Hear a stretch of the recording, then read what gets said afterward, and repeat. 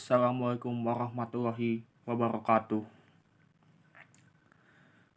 Dalam video kali ini, saya akan membahas tentang Ma'rifatullah bagian ke-1, yaitu ahamiyatu Ma'rifatullah atau urgensi mengenal Allah. Ma'rifah berasal dari kata arafa ya'rifu, ma'rifah yang berarti mengenal. Dengan demikian, Ma'rifatullah berarti usaha manusia untuk mengenal Allah, baik wujud maupun sifat-sifatnya. Manusia sangat berkepentingan untuk mengetahui siapa penciptanya dan untuk apa ia diciptakan. Karena itu, manusia pun mulai melakukan penelitian dan mencari-cari siapa gerangan Tuhannya.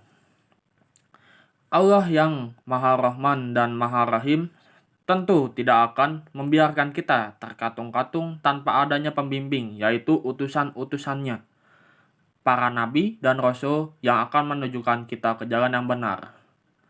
Maka di antara manusia ada yang berhasil mengetahui Allah dan banyak pula yang tersesat, berjalan dengan angan-angannya sendiri. Maka berpalinglah kamu dari orang yang telah berpaling dari peringatan kami dan dia tidak menghendaki kecuali kehidupan dunia. Itulah kesudahan pengetahuan mereka. Sungguh Tuhanmu lebih mengetahui orang yang telah sesat dari jalannya, dan dia lebih mengetahui orang yang dapat petunjuk. Quran Surat An-Najm ayat 29 sampai ayat 30. Definisi yang lain bahwa ma'rifatullah atau mengenal Allah bukanlah mengenali zat Allah, karena hal ini tidak mungkin terjangkau oleh kapasitas manusia yang terbatas. Sebab bagaimana mungkin manusia yang terbatas ini mengenali sesuatu yang tidak terbatas? Segelas susu yang dibikin seseorang tidak akan pernah mengetahui seperti apakah orang yang telah membuatnya menjadi segelas susu. Menurut Ibnu Al-Qayyim, Ma'rifatullah yang dimaksudkan oleh ahlul ma'rifah atau orang-orang yang mengenali Allah adalah ilmu yang membuat seseorang melakukan apa yang menjadi kewajiban bagi dirinya dan konsekuensi pengenalannya. Ma'rifatullah tidak dimaknai dengan arti harfiah semata. Namun, ma'rifatullah dimaknai dengan pengenalan terhadap jalan yang mengantarkan manusia dekat dengan Allah. Mengenalkan rintangan dan gangguan yang ada dalam perjalanan mendekatkan diri kepada Allah. Manfaat mengenal Allah atau ma'rifatullah. Secara umum, manusia mengetahui bahwa suatu ilmu dikatakan penting dan dirasakan mulia sebetulnya tergantung kepada dua hal, yaitu apakah yang menjadi objek ilmu itu dan seberapa besar manfaat yang dihasilkan darinya. Berdasarkan alasan tersebut, kita dapat menarik kesimpulan bahwa ma'rifatullah merupakan ilmu yang paling mulia dan penting karena materi yang dipelajarinya adalah Allah Subhanahu wa Ta'ala. Manfaat yang dihasilkannya pun tidak saja untuk kepentingan dunia, tapi juga untuk kebahagiaan akhirat. Orang yang mempelajari ma'rifatullah akan menjadi insan yang beriman dan bertakwa bila Allah memberi hidayah kepadanya. Dan bagi muslim yang mempelajarinya, insya Allah akan menaikkan keimanan dan ketakwaannya atau raf'ul iman wa taqwa.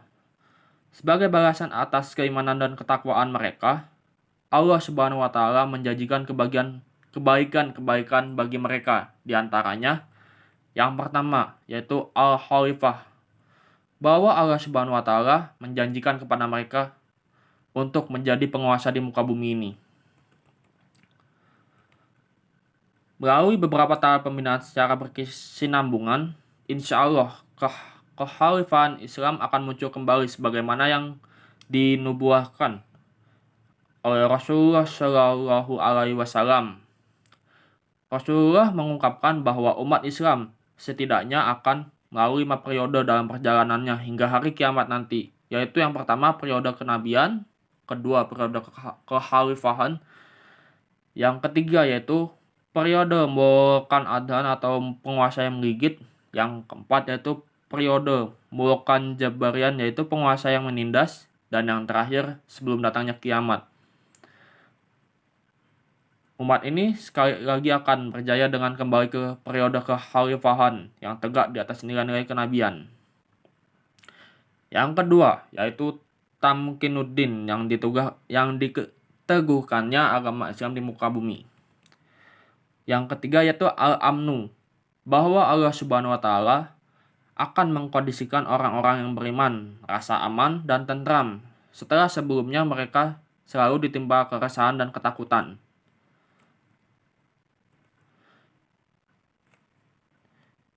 Al-Barakah, yaitu keberkahan yang melimpah.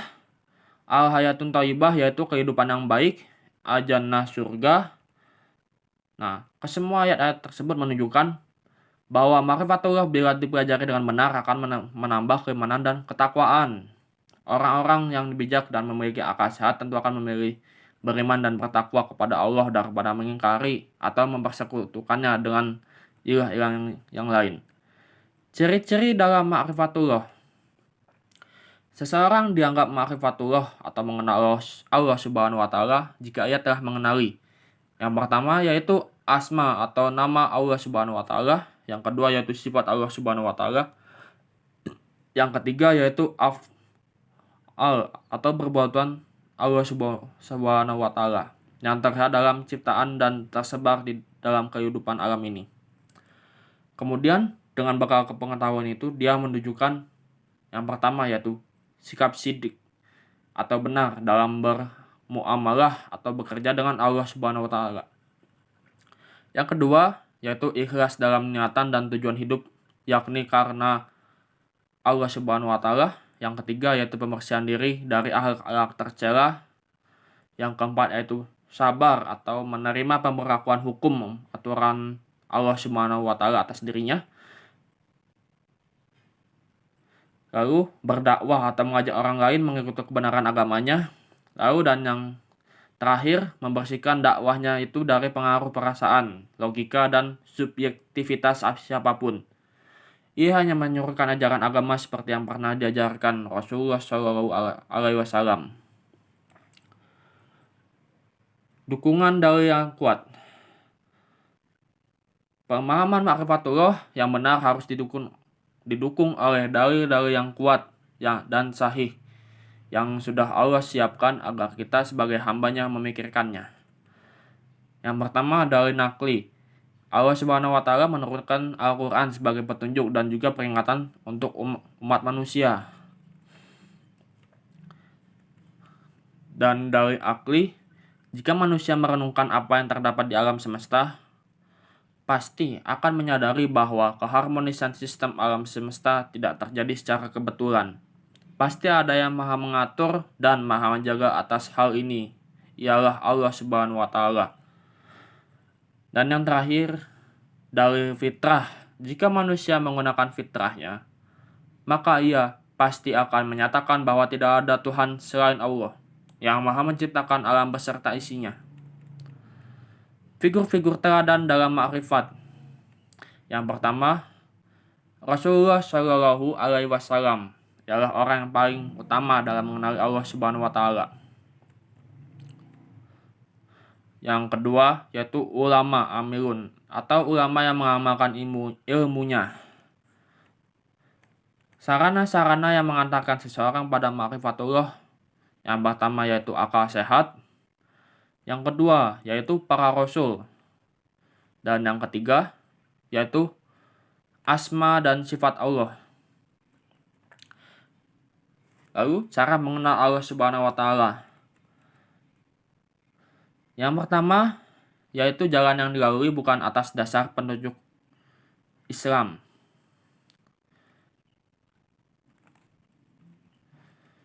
Dari dahulu hingga sekarang ada orang-orang masih beranggapan bahwa Allah tidak ada, hanya gara-gara mereka tidak dapat melihatnya dengan panca inderanya sendiri, dengan alasan mereka tidak mempercayai sesuatu yang gaib. Padahal panca indera kita sangat terbatas kemampuannya dalam menganalisa benda-benda yang nampak, apalagi terhadap benda-benda yang tidak nampak.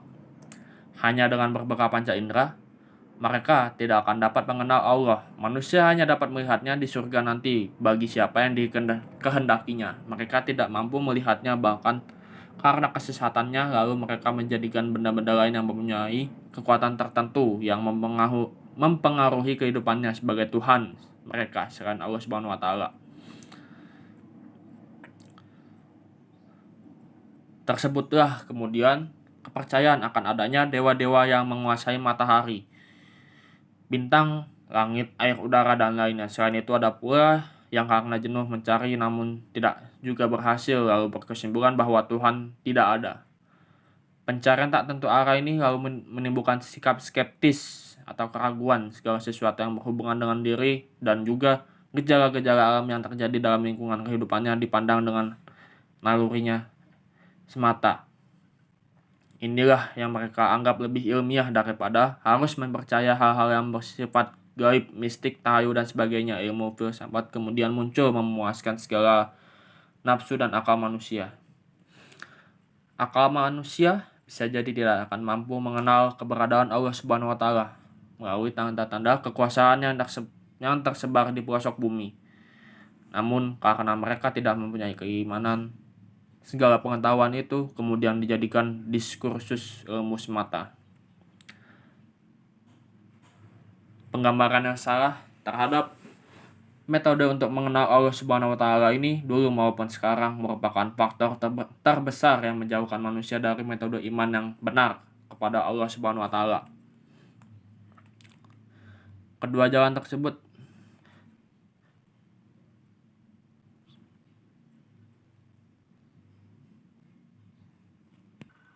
B, yaitu jalan yang dilalui berdasarkan petunjuk Islam.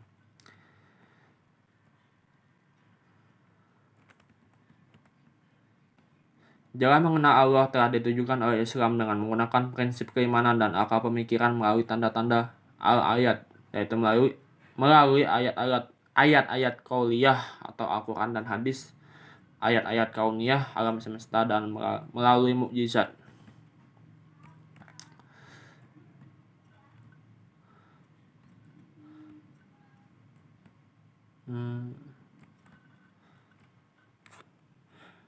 Yang kedua, jalan penghalang dalam ma'rifatullah.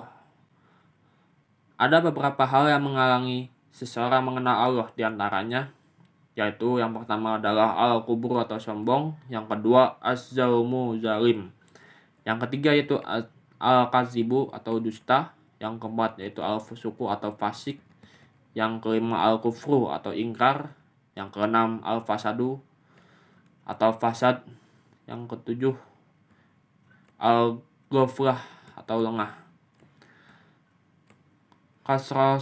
Kasratul ma'asyi atau banyak berbuat durhaka, dan yang terakhir yaitu ragu-ragu. Demikian video pembahasan singkat tentang ma'rifatullah, semoga bermanfaat. Wassalamualaikum warahmatullahi wabarakatuh.